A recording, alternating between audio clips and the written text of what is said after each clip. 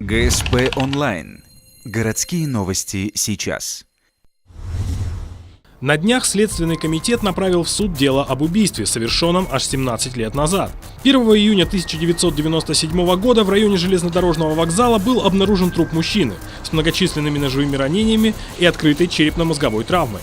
Тогда расследование ни к чему не привело, убийца не был найден. И в 1998 году дело приостановили. Возможно, преступнику удалось бы избежать наказания. Но в феврале 2014 года папка с материалами дела попала в руки аналитического отдела Следственного комитета.